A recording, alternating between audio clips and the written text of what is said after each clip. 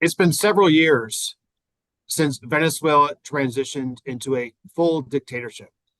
With Chavez and then Maduro, the Venezuelan government became intolerant to dissent, eroded all semblances of democratic institutions, manipulated the law, and drove the country's economy to ruin, all with the help of surveillance technology. Good morning. I'm Jason Marzek, Vice President and Senior Director at the Atlantic Council's Adrian Arst Latin America Center, and thanks for tuning in to Still Watching: How Venezuela Deploys Surveillance to Maintain Political Control. On January 3rd, when Maduro was removed, Venezuelans around the world became cautiously hopeful that there would be lasting, meaningful change and that their country would be free again.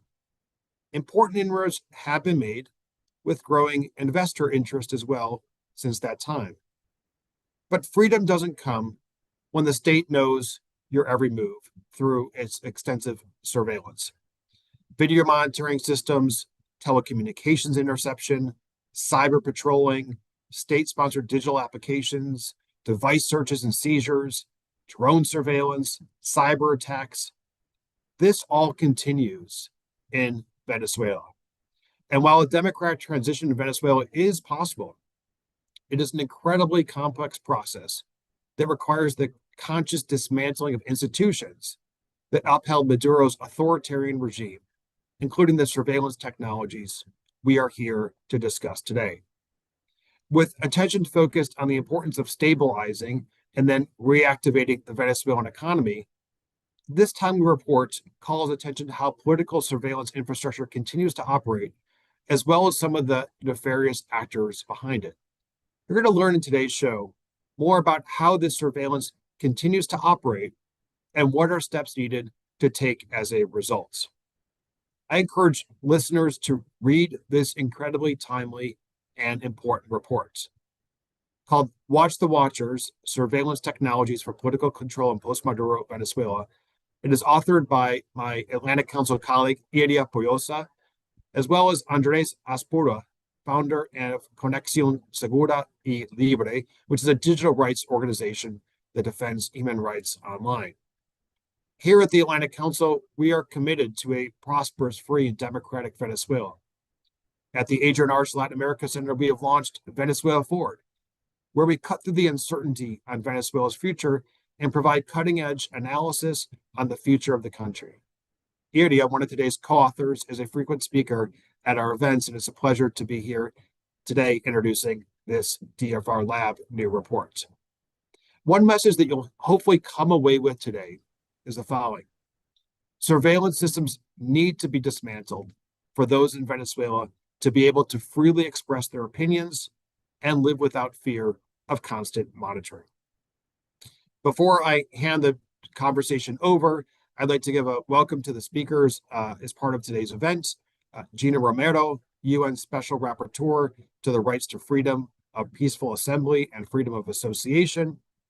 Bill Marzek, Senior Research Fellow at Citizen Lab. I don't think we have any direct family linkages, although we share a last name. And the authors of the report, Andres Aspura and Iria Poyosa. I also encourage those watching today's show to please go ahead and submit questions using askac.org, and they'll be incorporated into today's conversation. So with that, I'd like to introduce our moderator, Beth Curley. Beth is a senior program officer who manages research and convening on emerging tech risks and opportunities and defends democracy's fundamental freedoms for the International Forum for Democratic Studies at the National Endowment for Democracy. So with that, I leave it over to you, Beth, for captaining today's conversation.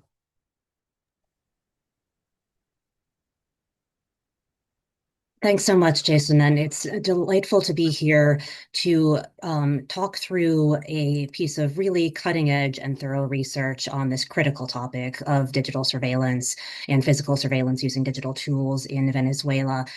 To kick off the conversation today, I'd like to turn things over first to the report co-author, Andres Aspura, to walk us through some of the top-order findings, and then we will dig deeper into some of the specific points and implications with the all-star lineup that we have here today. So, Andres. Please, over to you. Thank you, Beth, and thank you everyone for joining this conversation. So a key finding is that the surveillance apparatus continues to be in effect and working even after the leadership change in January 3rd. The surveillance apparatus has many different areas of work or different domains of operation. All of them interconnect and help them operate as an integrated system, even though data sharing is not always integrated on a automated basis. But the different legs of the system make the system more effective as a whole than just individual parts of them. A very significant part is the surveillance, telecommunications surveillance, for which is completely and a tremendously high amount of telecommunications interception.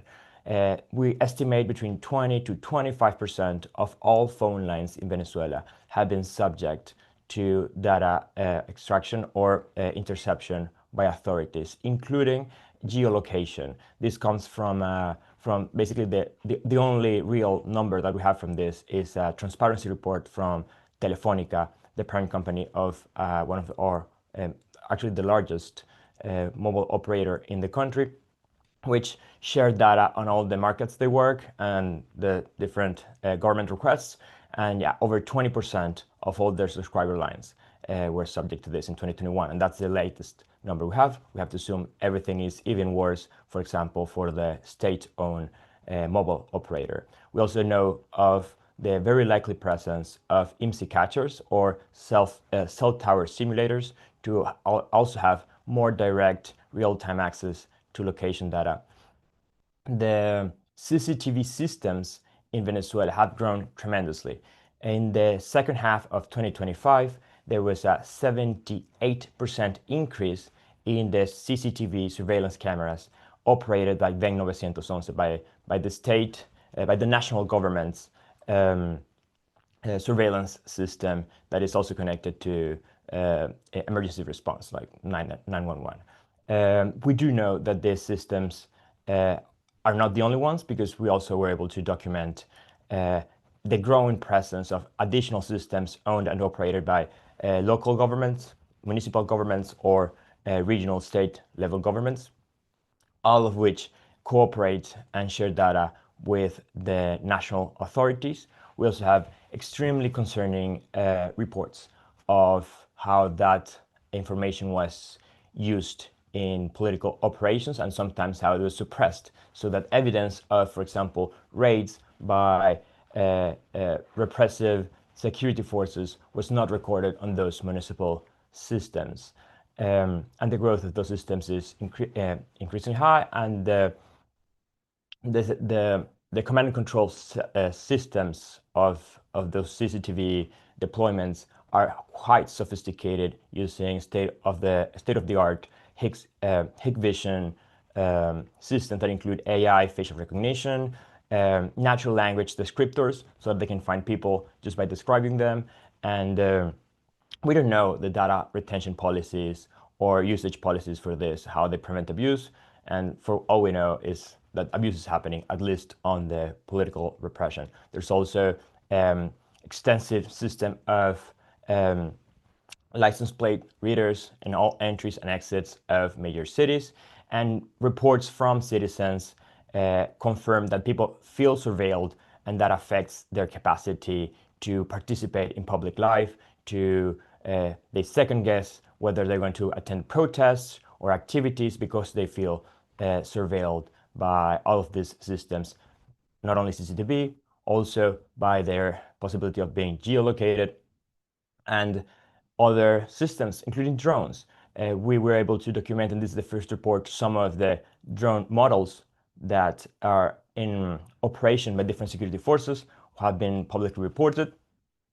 Most of them, all of them are Chinese brands. The report focuses only on surveillance drones, not on other like military-oriented drones, because that's not part of the scope or our mission. So we're talking about drones being operated by security, civil intelligence, and sometimes military parts of the government, but that have a public safety or crowd control responsibilities as well. And some of these drones are very sophisticated with 30x zoom. Some of them are fixed wing VTOL systems from Autel Robotics, our Chinese brand, and they also have DJI systems, but they tend to be used more on a tactical unit level instead of strategic surveillance kind of capabilities. We have also documented the use of GPS trackers installed outside and inside of the vehicles of families of political prisoners. In this case, political prisoners of their families seem to be the most important target, and the ones connected into the vehicles were all wired into the vehicle's electrical system to ensure the systems continue to report the families or the victims' locations, and so that the authorities can continue to have access to conversations that are being held inside of the vehicle. A significant finding is also the extensive use of government apps that require and requests very sensitive information, not only of the user, but also of their friends and their families and their connections. We were not able to find actively malicious code or uses in this app, but the privacy concerns of these applications are tremendous, and their use for social and political control is evident. Also, we also saw some techniques to try to make analysis of the applications harder. So that's also a significant finding. Importantly, the Ven app, an application that was originally sold as a kind of local self-made super app in Venezuela, ended up very visibly becoming a state-owned application, with one of the major primary uses was denouncing and snitching on neighbors and dissidents in the country. The application was taken off the Play Store and the App Store after this revelation, but the application continues to operate as a web app, and we have screenshots of how the app currently looks and how people can report their neighbors. Cyber patrolling or social media surveillance is and continues to be a very significant threat to freedom of expression, as people feel surveilled, and that there are very real risks to expressing online and expressing dissent, especially in times of political uncertainty. It continues to be illegal, for example, to celebrate or share positive opinions of the events in January 3rd, and like that surveillance on social media is a huge risk on people who could be expressing their own personal opinions, and those opinions could be interpreted as supporting the U.S. actions in January 3rd. Continuing on this trend, not only do we have this surveillance, we have also those systems to report and snitch on people expressing themselves online. And we also seen, like we have reported in the past, both the DFR Lab and VS Infiltro, how independently, how those cases of people expressing themselves online, or those expressions being recorded online, led to arrests and very visible videos with the intention of intimidating others, so that they also will not dare to speak out on either online or in public spaces.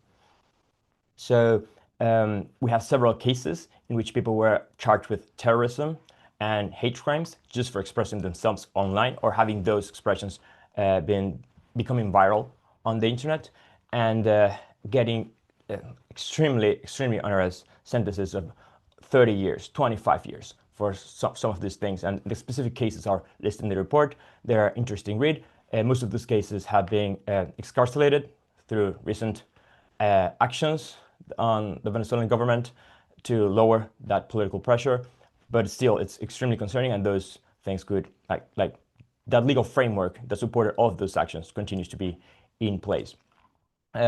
Device seizures is an extremely significant problem, especially after January 3rd, where it became extremely common for authorities to require on the spot in the streets access to the phones, not only accessing phone calls, accessing photos, their social media accounts that were logged in the phone at the time, but also getting into WhatsApp, and inside of WhatsApp, searching for specific keywords and putting people at risk of either detention or extortion by the officers performing those illegal searches. In the case of border or airports, those searches tend to be more targeted and led to interrogations in which the devices were unlocked, searched with the presence of the victim, but then the device is unlocked, while unlocked, taken to a different office for further analysis. In one case, one civil rights activist had their Gmail account compromised after this event, and she got an email from Google that is consistent with malicious activity on the phone, likely a session hijacking and automated scraping or downloading of contents of those devices. The screenshots and the specific cases for that are also described in the report. Venezuela also has access to forensic data extraction tools such as Celebrite. Likely they also have other brands, but we know for a fact that they do have Celebrite devices.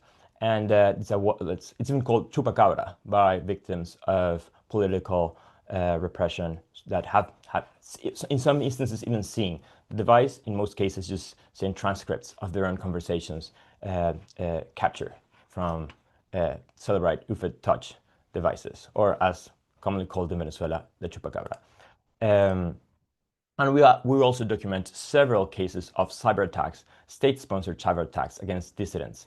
In some cases, these are widespread phishing attacks against hundreds of thousands, perhaps, of dissidents. Sometimes it's hard to estimate the actual impact. Sometimes we have some information about it. In some instances, the fact that the government has their own ISP has been part of these sophisticated phishing attacks, in which they manipulate internet traffic so that they can force some requests so that they go to malicious servers, even if the victim of the phishing attack had been typing the correct URL. So it's not just the standard phishing where someone tricks you into clicking the fake domain or fake URL or to do something secure. It's like you're traveling to the actual correct authentic website, or that's what you think because you type the correct URL. But even despite that, you're sent to the wrong, to malicious website. We also seen hacking or unauthorized access to WhatsApp and Signal accounts of users, despite not seeing any evidence of a phishing attack being committed. So we can assume that's SMS interception being at play here for that account hijacking, and other cases of attempted unsuccessful account takeovers or illegal access to accounts after very public speeches or after detention or after excarceration of several people.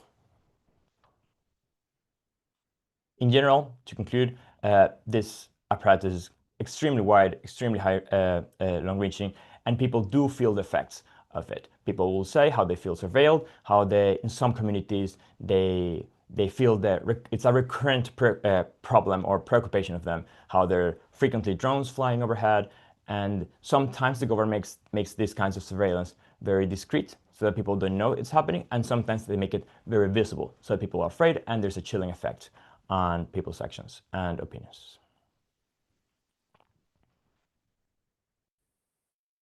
Thank you very much for that comprehensive overview of, again, what is a very detailed report. And I think that gives our audience a sense of just the sheer scope and range of the different instruments, the different places as someone moves through their daily life where they might be tracked, whether that's by drones, by interception of their calls, by monitoring of digital communications, cameras in the public square, and just how challenging it might be to avoid surveillance of this kind that's so pervasive, and that in the case of some of these cyber attacks doesn't necessarily require the user to be making any mistake. They are just taking advantage of their control over the infrastructure. So I think a few points that really came through. I mean, first, again, this is everywhere. It can monitor where people go. It can monitor kind of the sanctity and privacy, break the sanctity and privacy of their calls. It can map their associations. There are not the absence of guardrails, of democratic judicial guardrails, whether those govern the circumstances of surveillance or what happens to the data after it's collected is really a theme that comes through in this report, and the political nature of the surveillance, which you can see from the queries and some of those keyword searches you mentioned, or who's being targeted, where the surveillance is directed. And so to kind of help go a step further in unpacking just what this means politically, I'd like to turn to Iria and specifically to think about kind of how this all fits together. So Iria, one topic that you and I have discussed a number of times is where data integration fits into digital authoritarianism and digital repression strategies, and kind of makes the sum greater than or the total greater than the sum of its parts, right? And so in the case of the various Venezuelan surveillance technologies, should we be looking at these as a loosely coordinated ecosystem of different capabilities, or is there a central command and control node? How do these all fit together?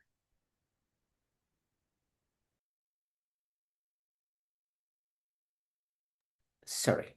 Thank you, Beth. And I would say it's complicated uh, because there are several streams of data they have been captured by the authorities. And in some cases, as you say, it's loosely connected. There's no hard evidence of technical integration of those streams, but there are some ways in which that data can be and may have been integrated. Major sources, major pillars of these surveillance apparatus are Bank 911. It was the structure for the deployment of the CCTV cameras across the countries. That is a national level deployment. There is a high concentration in the capital city in Caracas, but there are also deployments in regional and local level who are articulated and integrated with Bank 911. There is also the Patria system, the homeland system, with a database of databases about population level, individual level, and family level data about behavior, identity. So that is the second pillar of the apparatus, and the third pillar is something Andres was describing in some detail, is the intersection of communications, but state-owned telecommunication company Cantebe and all the other private providers in the countries who are under the forced to provide that information to the state. So those three I'm calling pillars, but those three structures are not strictly technical integrated. They work in parallel, but there are ways in which authorities can access all of this data. Some of the solutions the Chinese technology providers offer for e-government allow the integration of data from several streams. We are uncertain to what level that integration is used on a day-to-day basis by authorities. It's more the technical capability is there. It's possible to integrate those data from these different streams, but we don't know exactly how they do that in every day. How is the bureaucratic routine for doing that? There is a little known agency who actually its mandate was exactly to integrate information from several sources to provide that information for security and intelligence analysis. It was the CESPA. The CESPA was a structure under the president of the Republic, so the most higher level possible. This organization, the Strategic Center for Security and Protection of the Homeland, it would be the full name, was the space in which the political police wing and the military intelligence agency, DESIN, at the opportunity to request and revise every data, every piece of data the state gather for different sources. So even some bureaucratic sources like taxes or civil registration, and some of these the surveillance stream. All the data was centralized at the CESPA, and it was at the disposition of the political police and the military police, so they can use all that information. So that was the institutional space on the integration happened.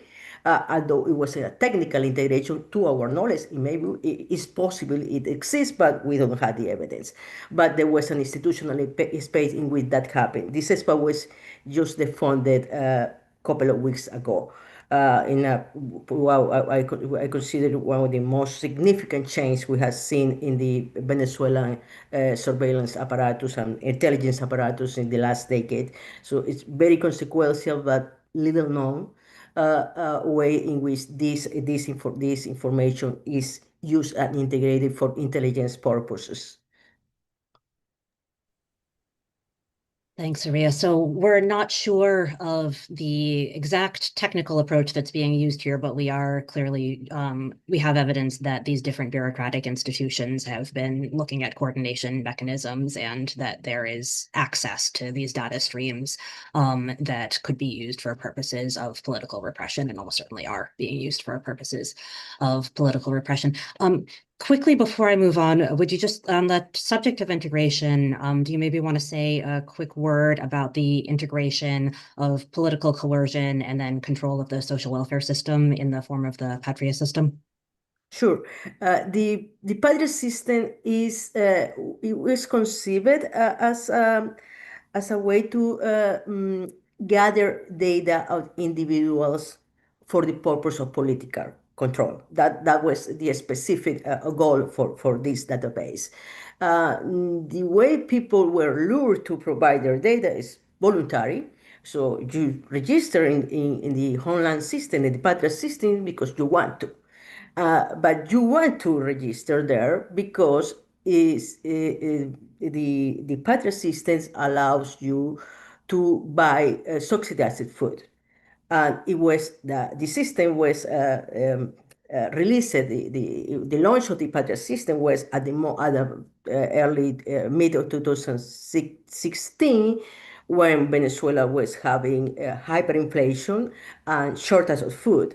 So really, for the population in poverty at that moment was rising, the only way to get access to food was to register in Patria. There are also some discretionary cash transfers who are distributed using the Patria system.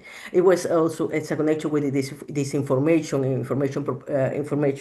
propaganda and information operation systems, because the volunteers who were in the troops, the cyber troops spreading propaganda for the regime, were paid through the Patria system. Elder people who are retired and had their elder pension from the state, earned by their work, year life work, the only way they can claim that benefit is by being registered in the Patria system. 2020 took a huge intake of the people who until then have been resisted to join the database, needed to do it because gas for the cars, gas was subsidized via Patria system. And more important than that, COVID vaccination was only available to those who were registered in the Patria system. So it is voluntary. So it's not allowed to force you to register there, but the only way you can access to welfare, and in some case vital things like COVID vaccines, is by being registered. So that forced people to register.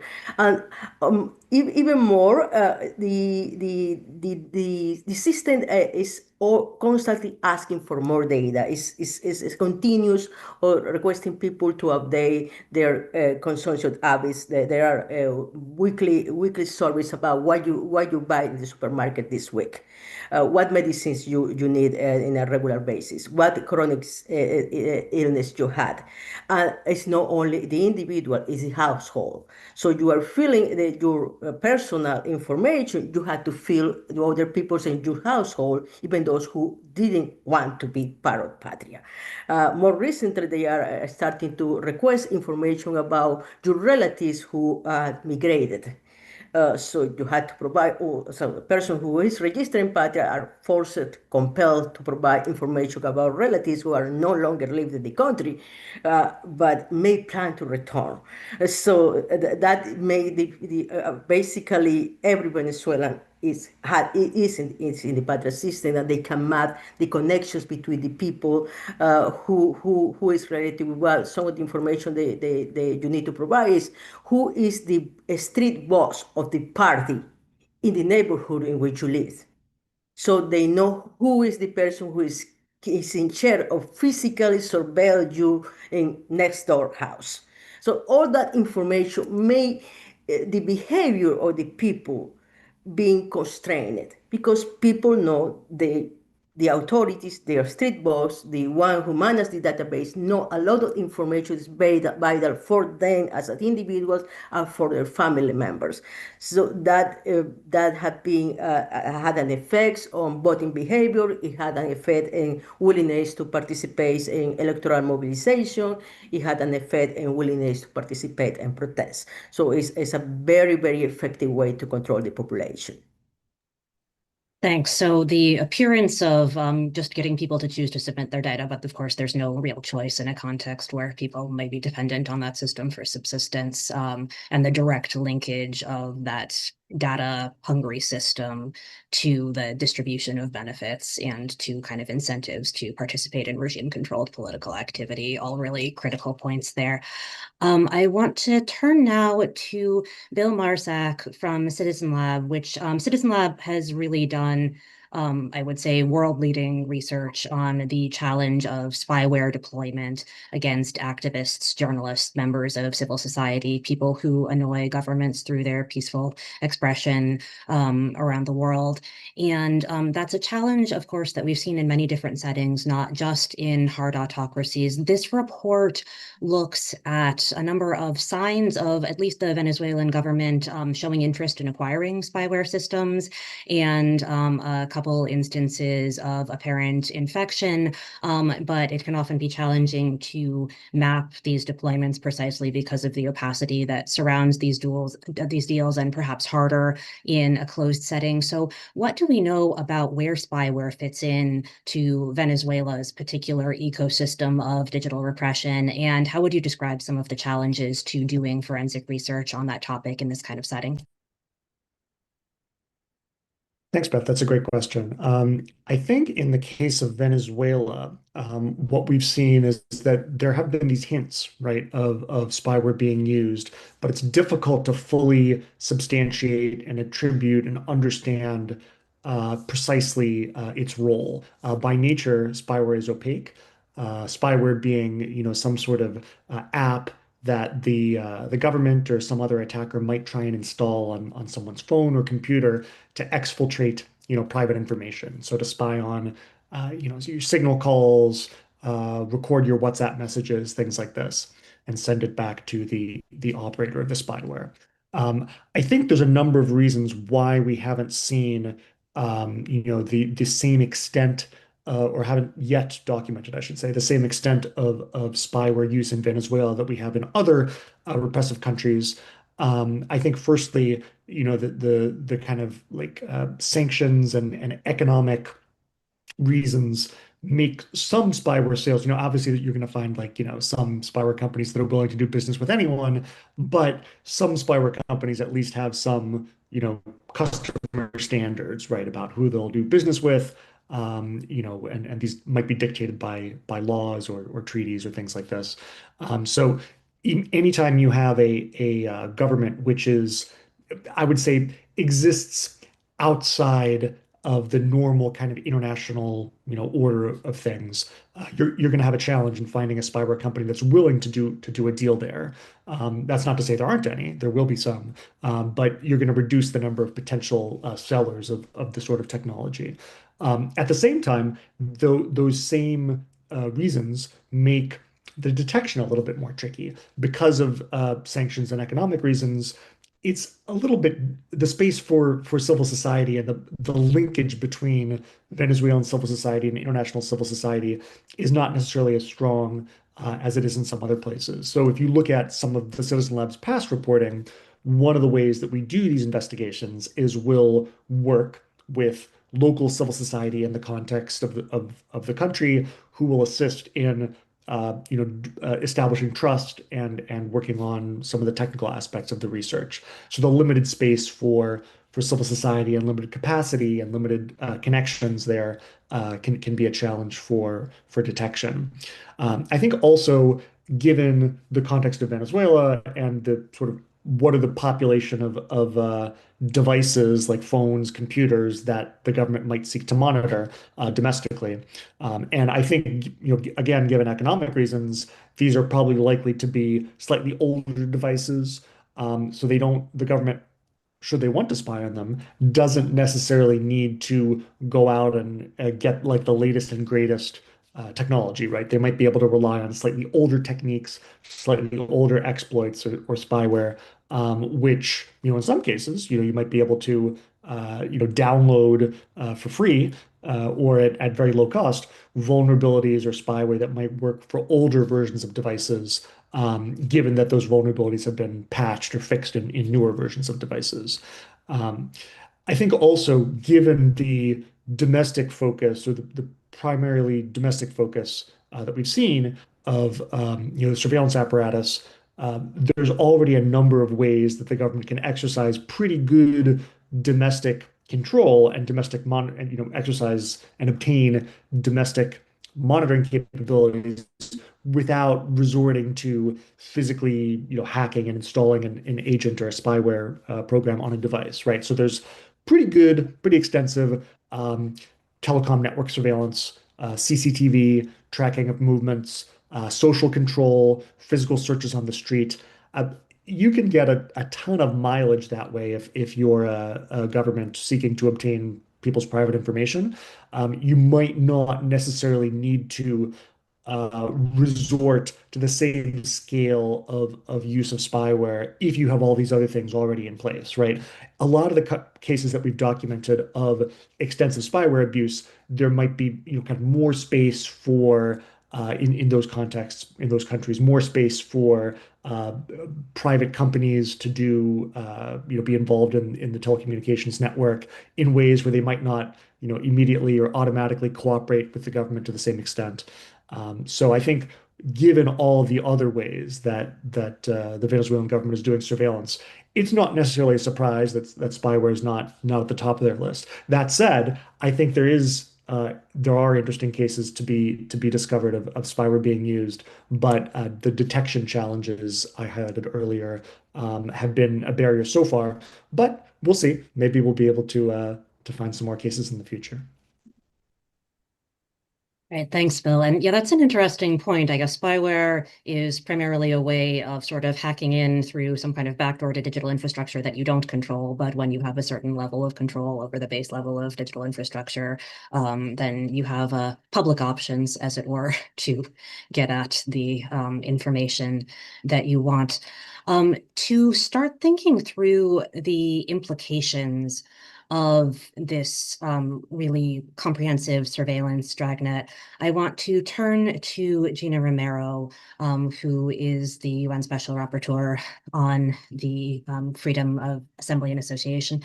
And the report documents many different types of surveillance that have clear relationships, for instance, to mapping participation in protest, identifying protesters, knowing when people are gathering, knowing who they are associating with, whether that's through location tracking, through communications monitoring, facial recognition, et cetera.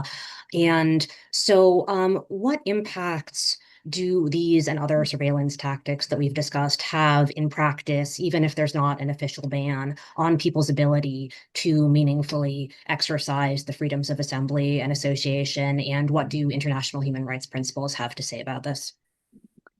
Well, thank you for the invitation, and I really welcome this timely conversation, and congrats on such a comprehensive report. I actually will be presenting a report to the Human Rights Council next June, drawing on a global study I conducted related to the restriction of freedom of assembly and of association rights due to pervasive surveillance, with a focus on the chilling effects that the surveillance ecosystem we have in most countries now that have been adopted under a securitization narrative that in many cases is being weaponized against dissent and the exercise of rights, even in democracies. But now, in authoritarian contexts like in Venezuela, where surveillance infrastructure has been part of and exploited for advancing the state's repression policy, the impact on freedom of assembly and of association rights is even wider. Actually, my global research reveals a common systemic pattern showing that indeed fear or real or perceived surveillance, including the fear of being identified by the participation in a protest and the severity of consequences of this identification of the surveillance, does create a widespread and long-lasting chilling effect on the right of freedom of assembly and of association rights, which deters people from effectively exercising the freedoms and prevents and suppresses a freedom of association and assembly rights, as it is easy to see for what Andres and the others have mentioned.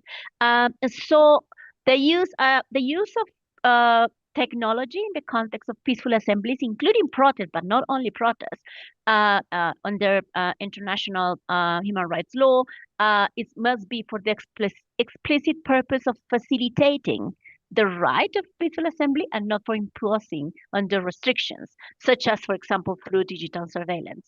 And also there are some recommendations in documents and reports made by my mandate that peaceful assembly must not be taken as an opportunity for surveillance.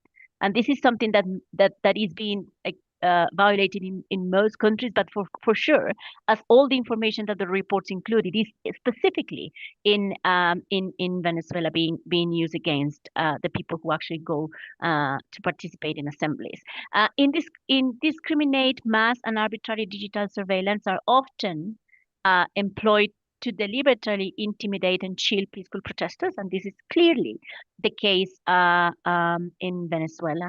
And any use of technology in the context of peaceful protest, including political rallies or any other type of assemblies, must be in line with the requirements of legality, necessity in democratic society, and proportionality, and then must be strictly justified and deployed only when strictly necessary of a case-by-case basis. But then we see that in most of the cases, and in Venezuela, we may have like a ton of evidence on this, the use of pervasive surveillance failed to fulfill these requirements, especially necessity in a democratic society and proportionality, because per se, the pervasive surveillance is disproportionate. So this is indiscriminate or disproportionate use of digital surveillance and the misuse of surveillance for intimidation, stigmatization, and criminalization creates a chilling effect that discourages people from exercising the freedoms. But at the same time, it's being used to, as it was mentioned before, to detain, to actually prosecute and attack the different actors that are being part of the protest, even that they are being subjected to violence.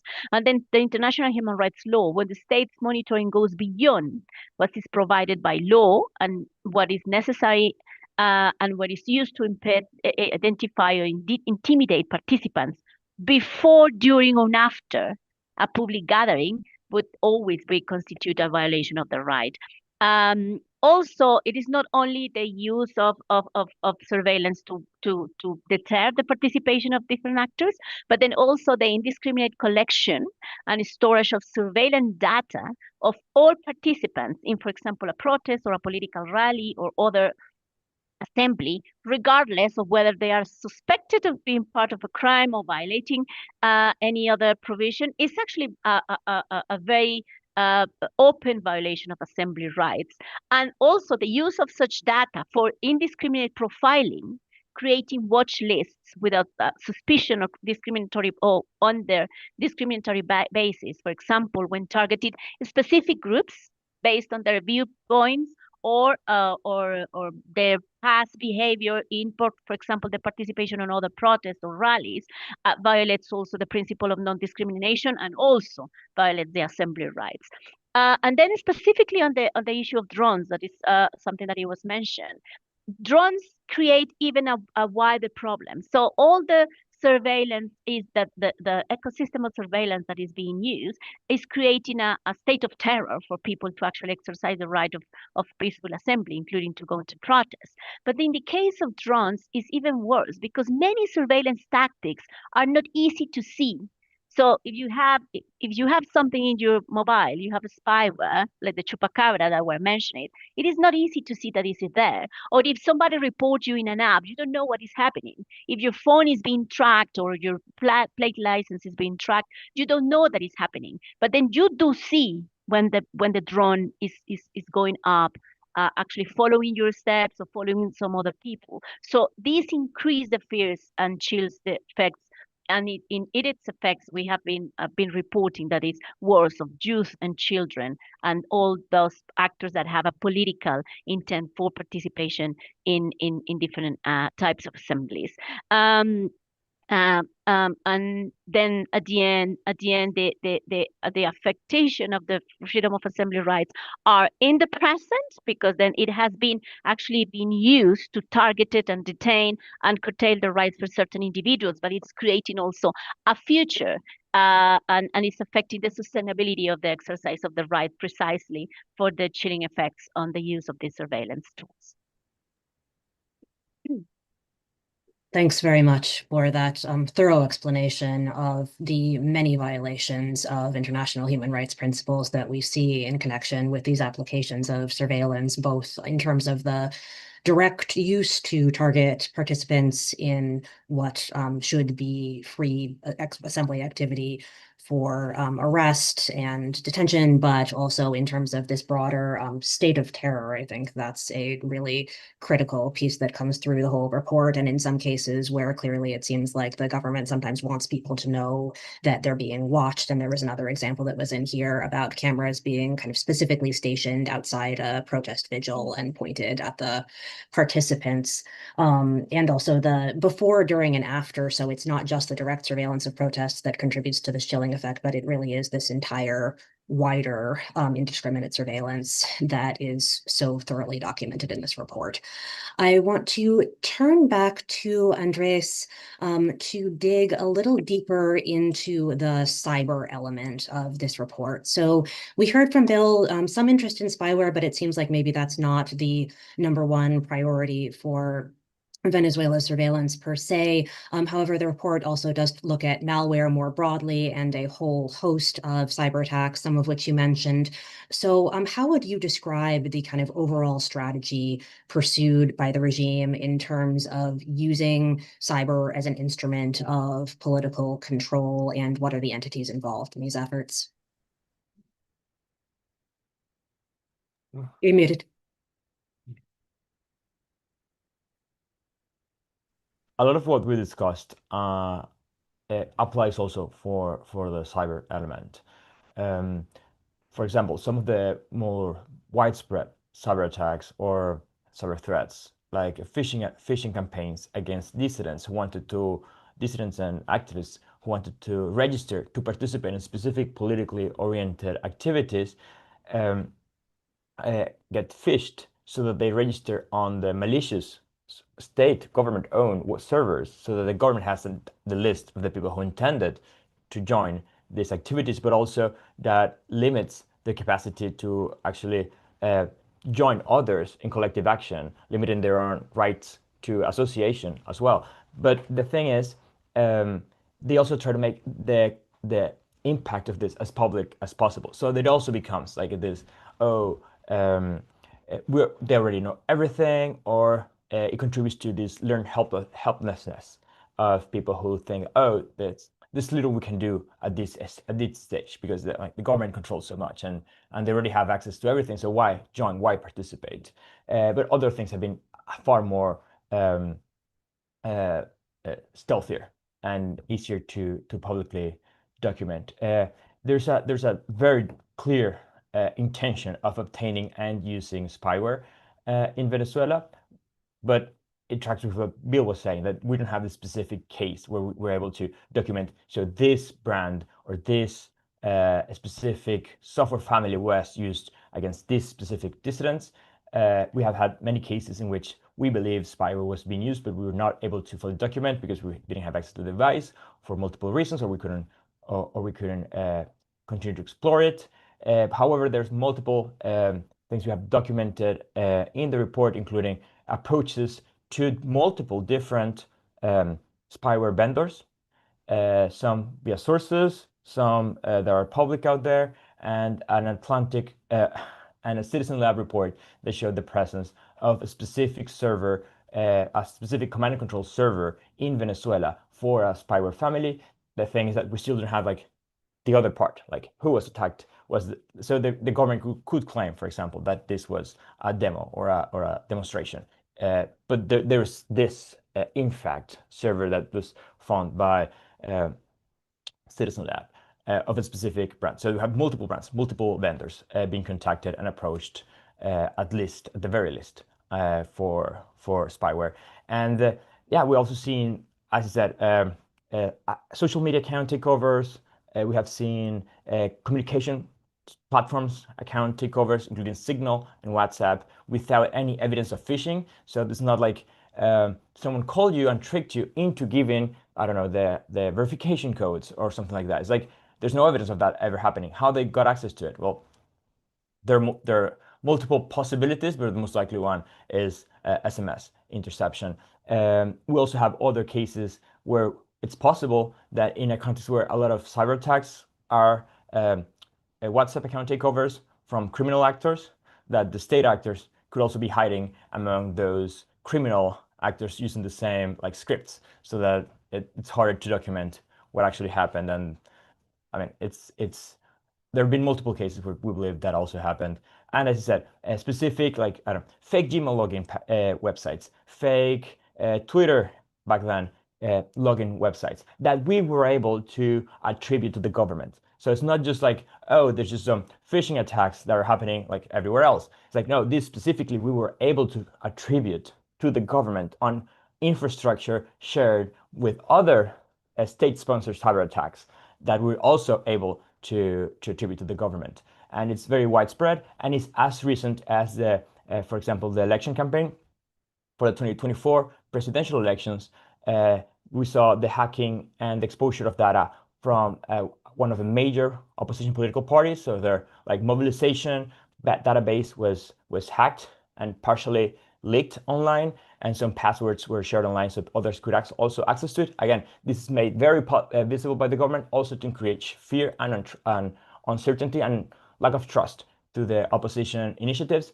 And a different one, fake phishing attacks, phishing campaigns with fake websites trying to collect people who wanted to register as activists for the opposition election campaign. So they had a lookalike Google Forms with fake social media accounts promoting the fake Google Forms so that people will register their own intention to collaborate with the opposition campaign, but they will end up registering on a government-owned Google Forms that thankfully was eventually stopped, but also exposing people's identities and intentions to the government. So that duality of create fear and undermine trust, I think, terribly important in thinking about the impact of these strategies, because on the one hand, okay, there's the government might respond harshly to my engagement in civic activity, but then there's also the, if I turn to a civic platform, can I really trust that it is what it says it is? And in fact, one thing that really jumped out at me in the report was that in one case, they basically went and publicized it and said, like, look, the opposition can't be trusted with your data, which was quite striking. So I'm gonna turn in a second with another question to Bill, but before I do, just a quick heads up to those of you who are watching. Please don't forget to submit your questions at askac.org, and we're gonna turn to those in just a couple of minutes, but would love to hear from you. We have a lot of expertise in this panel and many topics on which I am sure they can enlighten us further. So staying on the topic of cyber and turning for a second to Bill, based on what we just heard from Andres, how would you kind of characterize where Venezuela fits in a comparative spectrum in terms of its cyber capabilities, and what recommendations would you provide to citizens and to activists to maximize their digital security to the extent that that's possible when you have some of these zero-click exploits that seem like they may be very challenging to resist? And then where might there be a need for international allies to kind of come in and try to help fill that gap? Great question. Well, I think in terms of Venezuela's cyber capabilities, they have pretty sophisticated domestic capabilities in the sense of being able to obtain private information from people and being able to exercise social control through surveillance, essentially. In terms of technical sophistication, I'm not sure I'd rate the technical sophistication as very high, in the sense that I don't think they're using some of these, super complicated, technically advanced zero-click exploits, for instance, to go after mobile devices. Mainly probably because they just don't have a supplier of that. But I think they're definitely, should those capabilities be available to them, they would be very interested in that. But I think, just in terms of the integration and the wide extent of the surveillance apparatus, I would say, specifically on the cyber side as well, they have a pretty sophisticated capabilities to do a number of different things, like these phishing attacks Andres was talking about, where they can use their Chinese deep packet inspection system to modify unencrypted or unauthenticated web requests to redirect users to, they visit the legitimate page, you redirect them to a phishing page. So that is, I think, a pretty interesting and pretty clever, relatively sophisticated in terms of, a tactic. But technical sophistication, I'd say, is fairly low. Doesn't necessarily matter though, given that they're dealing with sort of a population of devices, which is probably, on the older side, might not be running, the latest version of Android. Maybe it's an older device that stopped receiving Android updates if it's a mobile phone. So you don't necessarily need like the latest and greatest tech. But given their position, I think they have built a fairly sophisticated surveillance and cyber apparatus. The fact that people might be running these older devices makes it tricky to defend against these sorts of attacks, right? Because some of the usual advice is, well, update your device, make sure you're running the latest version of Android or Windows or iOS or whatever operating system you're using on your device. But if your device is end of life, meaning it's no longer receiving these updates, I mean, you can't really, abide by that advice, right? Get a new device might not be economically practical. The new devices you have access to might be, already at or approaching end of life.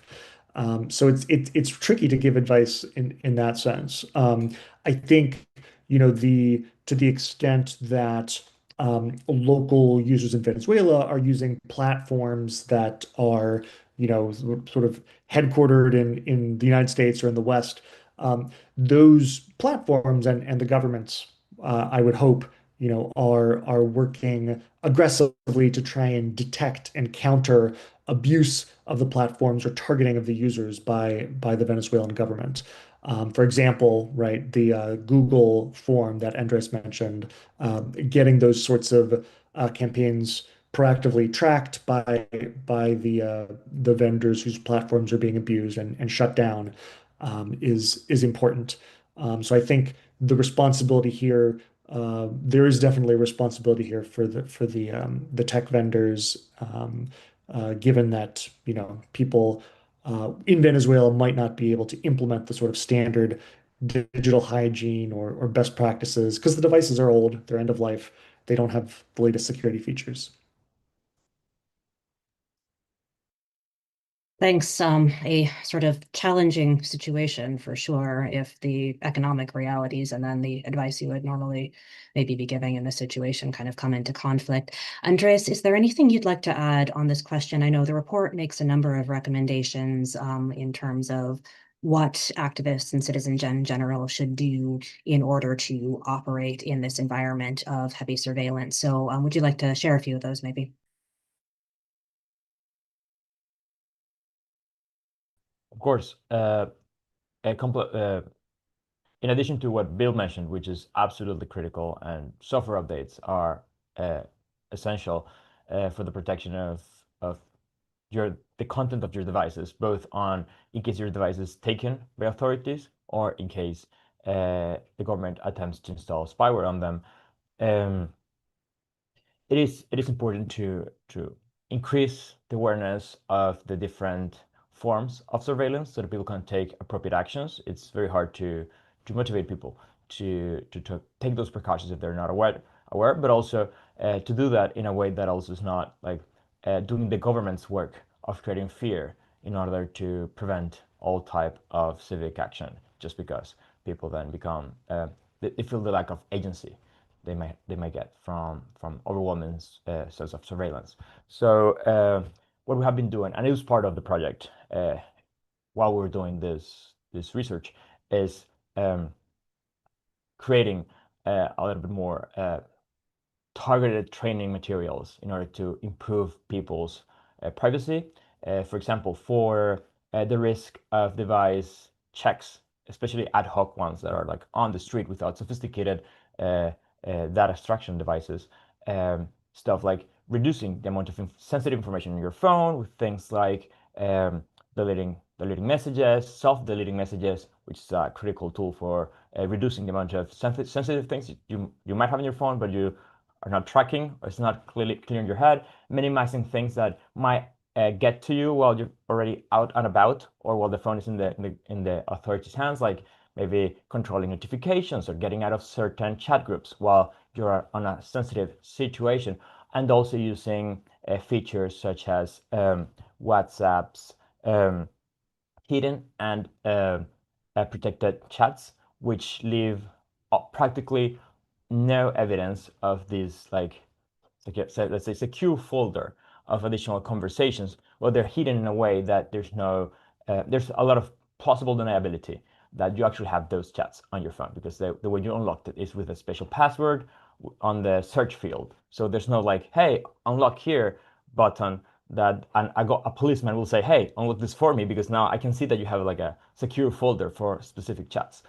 So those kinds of obfuscation, reduction, and minimization of data practices is one of the things we have been focusing a lot recently. But also there are other threats that are harder to mitigate if you don't understand how that technology works, including CCTV, but also like cell phone location tracking, and giving tools to activists, and how, like, well, if you want to avoid being tracked, you might have to leave your phone behind sometimes, or put it fully on airplane mode, not just, I don't know, like, there are a lot of misconceptions depending on the target audience, and we're trying to work with them so that they can more fully protect themselves from this overwhelming surveillance, especially for more targeted groups such as activists.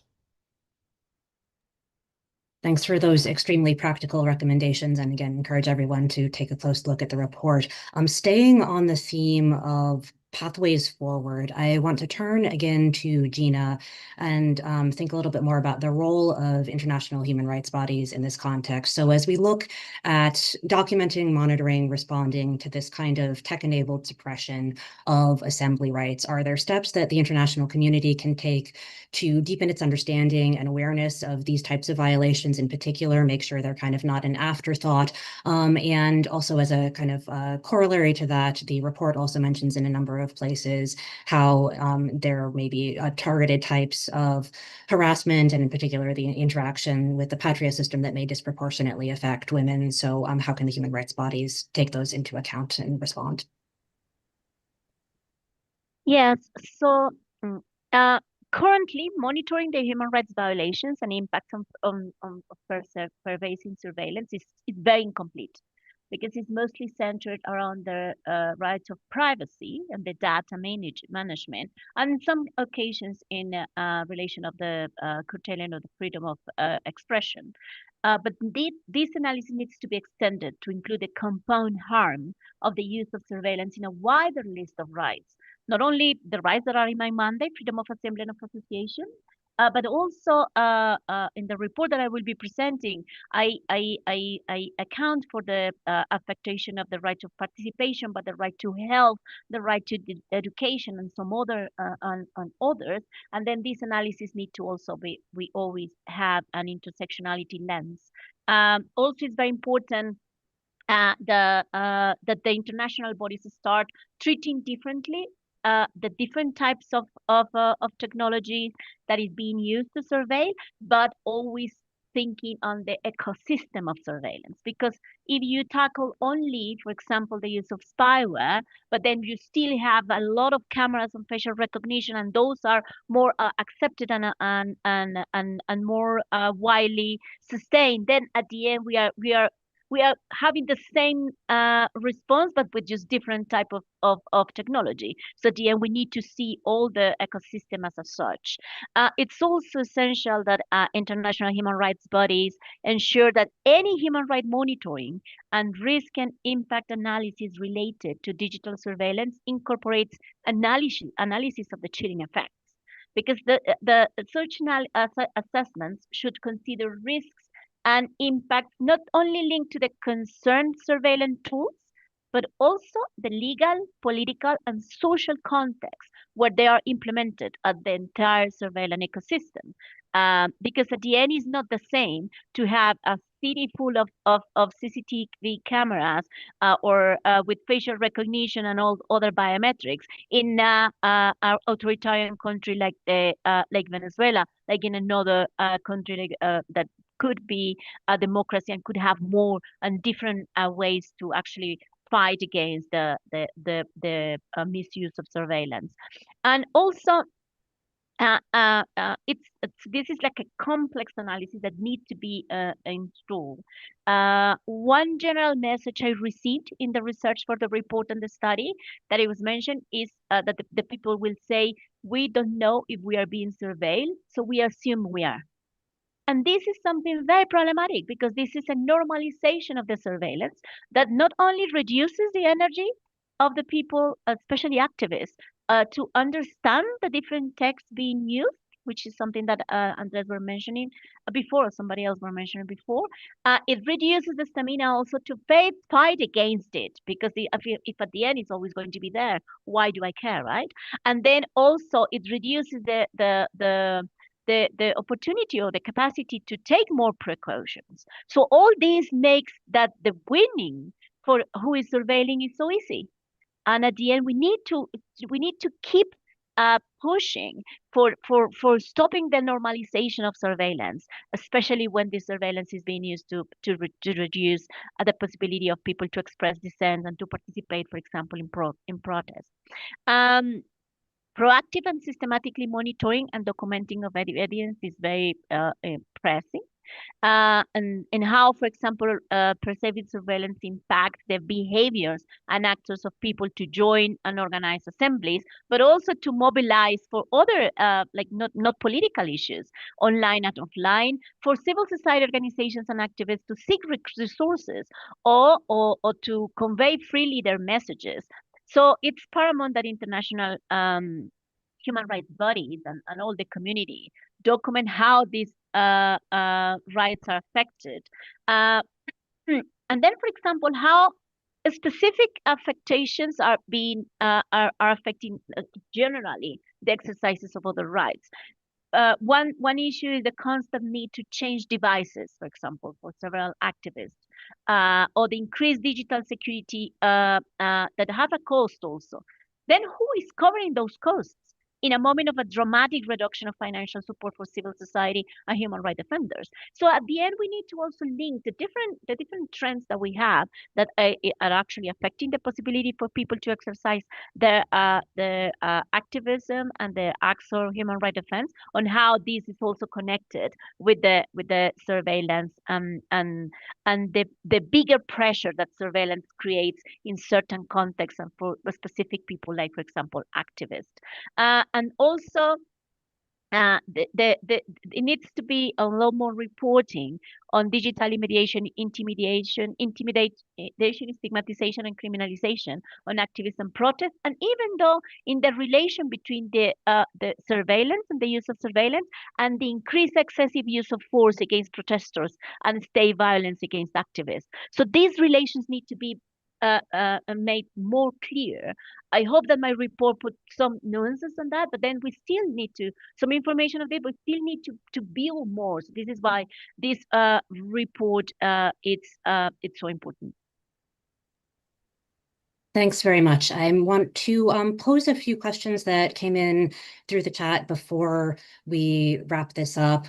And so one is just about the device searches, whether those are kind of random stops of people at checkpoints or targeted searches of activists. Andres, I know the report mentions both of those, but if there's anything more you'd like to say about the circumstances of device searches, please feel free. And then there's a second question. I'm going to synthesize a couple of things a little bit about the just the element of transnational repression. So this report primarily focuses on the repression of Venezuelans in country, but if Venezuelans have been abroad, if they criticize the government abroad, if they were attempting to seek asylum, does this surveillance follow them and perhaps affect them or their relatives if they return? Sure. So on the end of device searches, indeed, we have seen both. At different checks on the street, often the police don't even know who you are, so it's completely random. Then it comes like after protests, or in the context, or in the vicinity of protests, it's a little bit more targeted because there's like an intention of finding out who was part of it, or who is coordinating, who is coming from or planning to go to the announced activities. And then you have when people are detained, where the device is also checked sometimes under similar levels of sophistication, but on completely different context. And then device is checked, and sometimes, as you mentioned, then the devices are imaged with devices such as Cellrite, where you get a full record of everything that's on the phone, WhatsApp conversations, and everything. On airports, the things tend to be a little bit more targeted. And a new trend that we saw early in this year is to mitigate a little bit of the proactiveness of some activists and civil society members and journalists of having a lot more digital security hygiene on their devices. A new trend we start to see is policemen or other agents checking your name. So they ask you for your ID or your passport, and then on their own devices, they Googled your name just to see if there's anything interesting about you. Then they could use as an excuse for arresting you, extorting you, or doing other searches afterwards. So taking into account how people were proactively taking care of what devices were on their phones.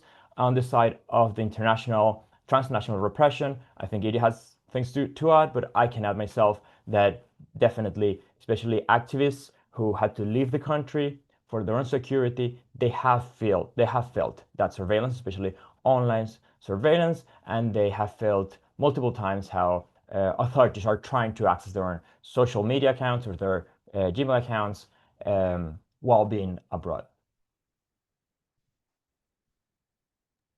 Any of the other panelists like to come in? Iria, please. Yes, in the issue of transnational repression, although, as you say, this report is focused on what happened in Venezuela, we had some soft evidence of surveillance and activists who are outside the country.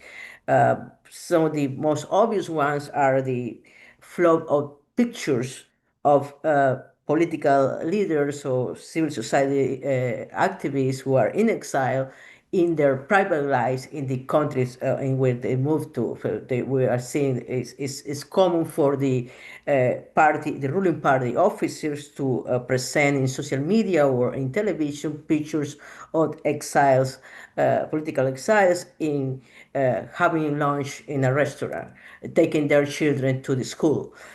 So it's like they want people to know, even though you left the country, you are still within reach. We know where you live. We know where your children go to school. We know where you meet with friends. We know where you practice sports.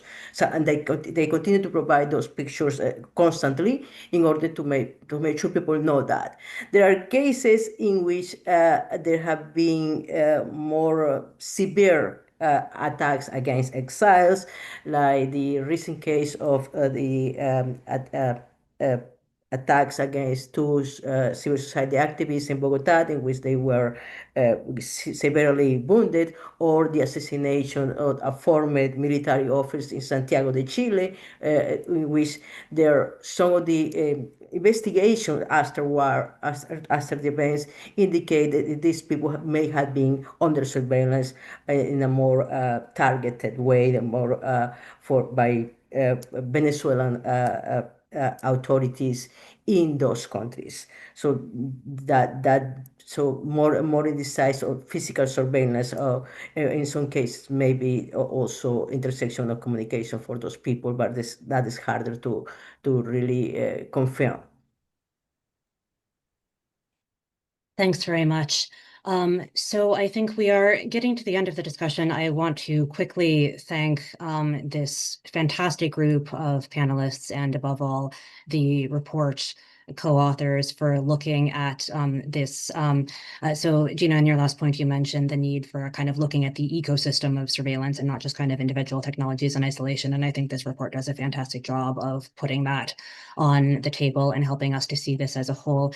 Aria, I'm going to direct the last question to you, and then feel free to go straight into the closing. And it's a question about looking ahead. So as we heard at the outset of this discussion, it is a time of dramatic change in Venezuela, and a lot of people looking to see right, in what direction things are going to go. And so specifically with regard to the surveillance technologies and the levers of tech-enabled repression that we heard about here today, what are some of the indicators that we might look for that would point to positive developments in terms of moving away from this environment of suppression, chilling, threat, lack of trust, and toward a more democratic opening? And what are some of the factors that you see as playing into that? Well, first, I want to emphasize all the surveillance apparatus we described and discussed in the report and have been talking about in this conversation is fully in place, is intact. Nothing happens. The removal of Nicolas Maduro on January 3rd, it didn't affect the system. The system is still working as it was before, with a few cosmetic changes. I mentioned, for instance, the funding of the CESPA, but a person who used to be the head of the CESPA and also the head of the political police is now the Minister of Defense.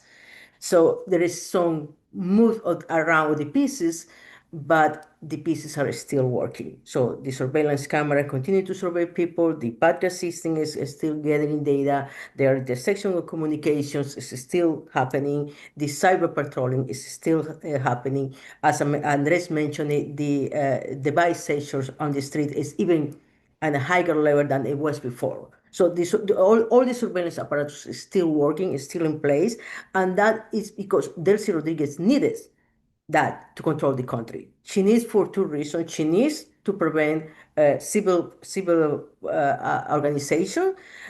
She also needs to protect herself from other competitors in the ruling coalitions. So that is becoming even more critical. at this moment of transition to have a way to control the population and control activists and control political leaders.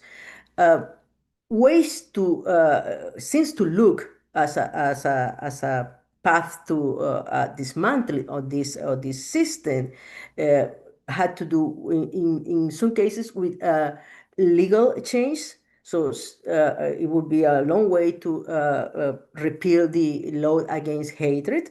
It basically is used to criminalize the expression of political opinions. So, under the application of the law, hatred is criticizing human rights violations, criticizing ruling party corruption. That is hatred. And people have been in jail and continue to be in jail because of the application of that law. That in the law legal space, that would be a good signal of change.